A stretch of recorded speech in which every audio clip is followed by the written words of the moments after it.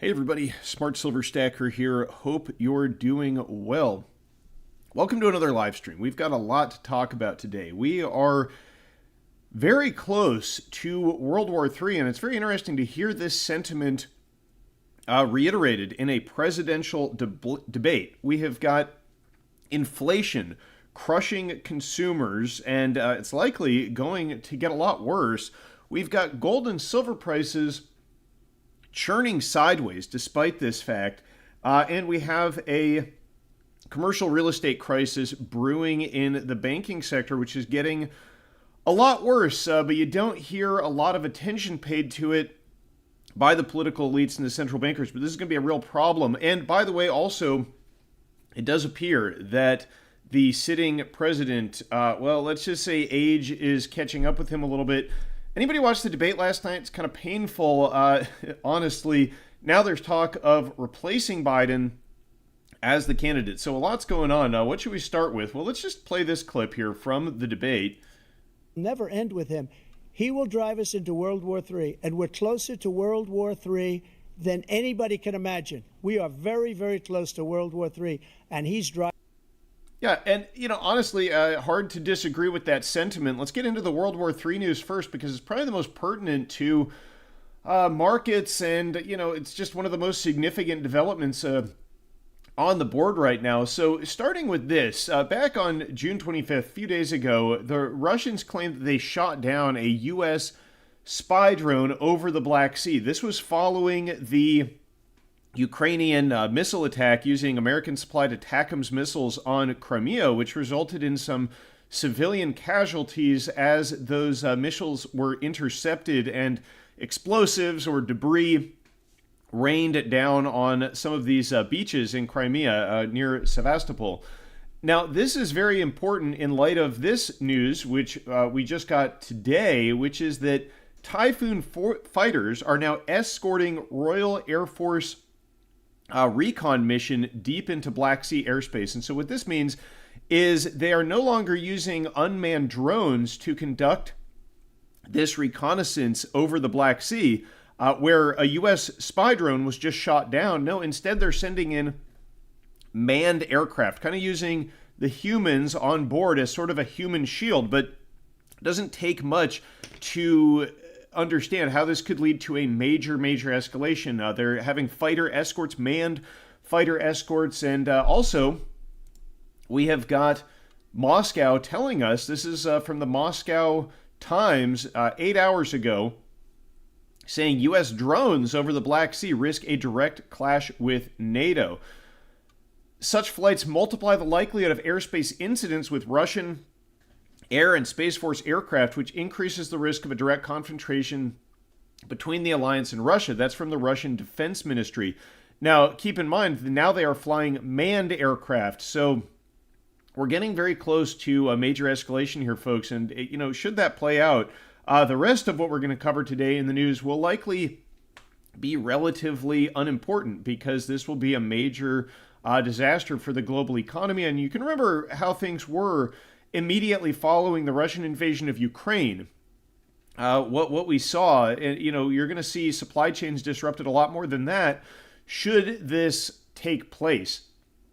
They also go on, the defense ministry, to say that the flights help Ukraine strike targets on Russian territory, saying, quote, "This demonstrates the increasing involvement of the United States and NATO countries in the conflict in Ukraine on the side of the Kiev regime." So what you might interpret this to mean is that there's an increased likelihood of U.S. assets being targeted by Russian anti-aircraft assets in the region. Anyway, major escalation likely around the corner here. And this may be intentional, right? This may be an attempt to provoke an escalation to justify more NATO involvement. Norway is stockpiling grain. Now, they say the pandemic and climate change, also the potential for a global war, a war in Europe at least.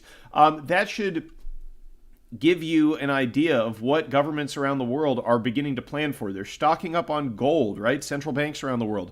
Nations are stockpiling food. Perhaps we should take a page out of their book. Also, on the World War III front, we're going to get to some economic news in just a moment, but There's also a major risk of an escalation in the Middle East. Just yesterday, there were a number of rockets fired from Lebanon. 40 rockets fired from Lebanon at northern Israel. They say that they intercepted about half. So, what happened to the remaining half? Anyway, the very strong likelihood of an conflict looming between Hezbollah in Lebanon and Israel, which could throw the whole region into chaos, of course. It could lead to a regional war with Iran. But on to the economic news. So, new inflation reading offers hope for Fed rate cuts later this year. This is the headline from Yahoo Finance. They're referring to the PCE data that was released this morning. Now, it is the slowest increase, or the lowest increase, since March of 2021. You can see that the core PCE now down to 2.6%. But look, that's the core, of course, which excludes food and energy. It's still not at the Fed's 2% target. And I think anybody who just, goes and buys things, who spends money on grocery, utilities, gasoline, food, whatever it is, that this understates the real inflation dramatically. And there's evidence that consumers are now coming under a huge amount of pressure from elevated inflation along with elevated rates. And you're seeing that in a number of these consumer-dependent stocks. This is Walgreens, down 24% over the past 5 days. They had a huge problem with earnings.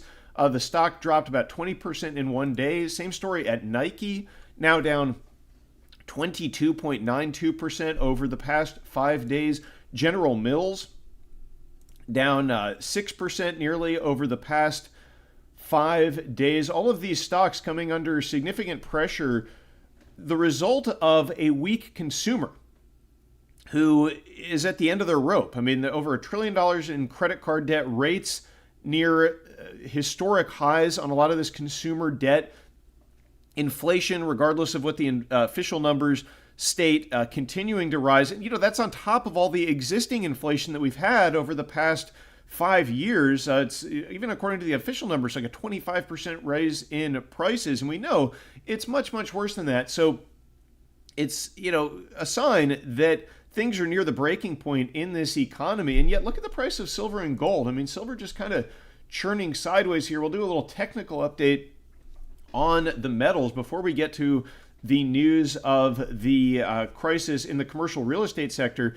Yeah, someone in the chat here says, have you seen the Japanese yen? Yeah, they're experiencing their own crisis. And the Japanese biggest holder of U.S. treasuries, that's a good point. There's a very strong possibility that they could decide to liquidate some of those U.S. treasuries to prop up their own currency. And, should that happen, well, that's going to have a big impact on inflation and interest rates as well. But let's take a look at silver here. You can see that on the release of that PCE data, which was, I guess, considered a soft number. I mean, it wasn't dramatically below estimates, but it is on the decline. You actually saw a nice little pop in silver, but we've got this long-term trend line here, which silver broke below a few days ago. It also broke below the 50-day moving average. Now, it has risen once again above the 50-day moving average, but this is all just consolidation. It's trading sideways. I don't think we're going to know where this will head until we get a decisive break higher or lower. So, I mean, in the short term, it seems to me to just be congestion, consolidation. It's going to be hard to know unless, of course, there is a big change on the geopolitical chessboard. Should we get a major escalation in conflicts around the world, I think that would tend to support a breakout in the precious metals higher. Now, when we go to gold, it's a little less unclear. So silver, the chart not looking particularly good or bad. It's anybody's game, I think, at this point from a technical standpoint. But gold, if you'll notice, has been bouncing off of this support level around 2,300, just below it. And it's now above the 50-day moving average. And I think that gold appears to be consolidating. You can see on the moving average convergence, divergence down here, the MACD, that it was really getting very overbought back in April and May, but that condition has now alleviated. You've got both the signal line and the MACD line here back below the zero line on the MACD indicator, and it looks like it's about to cross, which would mean a very bullish indicator for gold at this point. So the chart for gold looking a little better. Now, if gold takes off, I think silver won't be far behind. And again, there's a number of factors on the board here which would support a move higher. Geopolitical risk, the risk of the Fed being forced to cut early because of, as we've noticed, very weak consumers. Talk about the banking sector in just a moment, why that may affect the Fed's decision to cut rates soon as well. Of course, if you do want to get some gold and silver, check out sdbullion.com. Today's video sponsor. It's where I buy my gold and silver. They got a deal right now on these MS64 St. Gaudens Double Eagle gold coins. Now, I've never really stacked pre-1933 gold. In the past, though, I do believe the premiums on these coins were much higher. This is a pretty good deal for one, I think. It's interesting how the premiums have come down on pre-1933 gold. But, this stuff is like junk silver. They haven't made it in a long time. In fact, last time this was made in 1933, junk silver was 1964, so this had a 30-year head start on becoming, more scarce. Although they did mint a lot of this stuff, so I'd be curious, do any of you stack pre-1933 gold? What are your thoughts on these lower premiums on some of these pre-1933 coins? Seems like a nice deal to me. Not financial advice, of course. Junk silver also, one of my favorite things to stack, still on sale, still very low premium. So I think that's worth always adding to your position in that. Physical gold and silver, nice thing. You don't really have to stare at the chart. You get it out of the system into your pocket, into your custody, and you can kind of just sit on it and forget about it because the trend here is going to be towards much higher inflation and I believe much higher prices for the precious metals. So there's a new report regarding it's not that new. It's from June 12th, I guess, but I came across this recently. I thought you might find it interesting. Yes, this is live to anybody asking in the chat. And thank you, by the way, for tuning into this live stream, supporting the channel. Do me a favor, smash that like button, subscribe to the channel if you haven't yet, and put something in the chat. It helps support the algorithm, helps get this video out into the ecosystem of YouTube. Now, this report here is that there are a significant number of these regional banks which are at risk of failure because of their commercial real estate exposure. It's up to 67 banks, large national banks, I believe it's ones with over $1 billion in assets, are at risk of failure due to high commercial real estate loan exposure. And this is a report from the Banking Initiative at Florida Atlantic University. Looks at commercial real estate exposure among 157 banks with more than $10 billion in assets. Sorry, not $1 billion, $10 billion, so even bigger institutions. And it found that 67 of the 157 banks are at a risk of failure. Now, this is a very interesting tool that you can take a look at here. It's actually at the business.fau.edu. I didn't put a link in the description. If you want to check this article out, I'll put one in. If you're watching this later, when I finish the video up, I'll put a link in the description. But if you just Google U.S. banks unrealized losses on investment security screener, should be able to locate this. And what this tool is, it analyzes losses on investment securities of more than 1,000 banks with over $1 billion assets. Okay, so this screener is the 1 billion. This is where I got that number from. And they used Q1 2024 regulatory data to calculate unrealized losses on securities and compare it to the common equity tier 1 capital of these banks to show how much of a bank's equity would be eroded if it had to actually write the losses off. And we can sort this by the size of the institutions here. And it's very interesting. If you go to the top of the list, you've got Bank of America here with a 57% reduction in its CET1 capital. Now, if you're not familiar with what that is, I had to look it up myself. It's Common Equity Tier 1. This is a bank's core capital, including common shares and retained earnings. And Bank of America, if they had to write off all their CRE losses, they would stand to lose 57.8%. So a lot of these institutions that have a very high exposure percentage-wise are on the smaller end. They're not one of these too big to fail banks. But look at Wells Fargo, 28.2%. And a number of these institutions, like Union City Savings Bank, for example, more than 172% of their capital should they have to write off their losses. So it gives you an idea of just how pervasive this CRE crisis is. The way that they do this in their accounting as well is a little bit deceptive. You'll notice that there's two columns here, HTM losses and AFS losses. And if we go back to, for example, Bank of America, I thought this was very interesting. But so HTM losses are what they call held to maturity losses. So they're these instruments that they say, look, it doesn't matter what the rates are on this.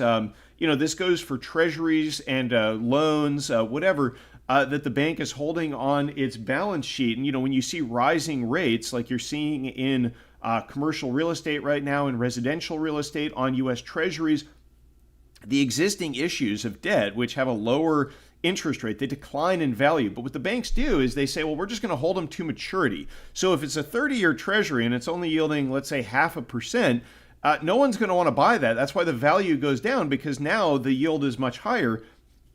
But they say it's okay, we're going to get our capital back, we'll just hold it the full 30 years. So they don't really have to put that on their balance sheet the same way they would if it was one of these available for sale losses. Now, that's assets that they might actually sell and take the loss on. Of course, what can end up happening is with, for example, Silicon Valley Bank, which began to fail last year because they had to sell troubled U.S. treasuries that they had unrealized losses on. They were forced to sell because they needed liquidity. But it's very interesting to note that Bank of America, the vast majority of their exposure is in this held to maturity portfolio. And this is just one of the ways that they obfuscate the losses on their balance sheet, right? Same thing with Wells Fargo. Look, what is it? $6.9 billion in available for sale losses, but then $40.2 billion in held to maturity losses. And then at Bank of America, it's even larger discrepancy, $2.8 billion in available for sale losses, but then held to maturity losses, $109 billion. So just gives you an idea of how they're kind of pulling the wool over everybody's eyes, and the system really isn't liquid, and there's immense problems throughout the regional banking system. And none of these problems were solved back in March of 2023. They just papered over them. They set up the Bank Term Funding Program. They bailed out the banks. The FDIC stepped in, and they negotiated these deals where other banks took on their troubled assets. Now, we've even seen some of those banks come under tremendous pressure more recently. So, look, this problem in the banking sector hasn't been resolved. And when it really reaches a head, the Fed is going to have to cut rates, stimulate, print money, monetize debt, do whatever they have to do to bail this sector out. It won't matter how high inflation is. So inflation is going much, much higher. Just you wait. And finally, onto the debate last night. I mean, I won't say too much about it. I was kind of tweeting live as I watched it. Anybody else who watched it, I'm sure it was as painful for you as for me. I mean, I almost felt bad for this guy because, it really became clear that age is catching up with the president, and now there's talk of replacing him as the candidate. Look, as we head into November, it's not going to make much difference, I don't think, who wins the election in terms of the economic crisis. That's one thing that I think people are mistaken about. I mean, sure, maybe, Trump's economic plan is superior in some way to Bidenomics. I mean, it's not setting the bar very high. But at the end of the day, there's going to be a lot of borrowing. There's going to be a lot of money printing. And there's going to be a lot of inflation either way. So, that I don't really worry about too much. But as we head into the election, you're going to see a lot of tumultuous stuff. And I don't think that we can really say that anything is off the table at this point. So, do your best to get prepared. I don't have a dog in the fight as far as the election goes, but the chaos that could precede and follow, well, that's going to affect everybody. So let me know what you think in the comments down below. Thanks for watching, everybody. Stay safe and happy stacking, and I will catch you next time. Smart Silver Stacker.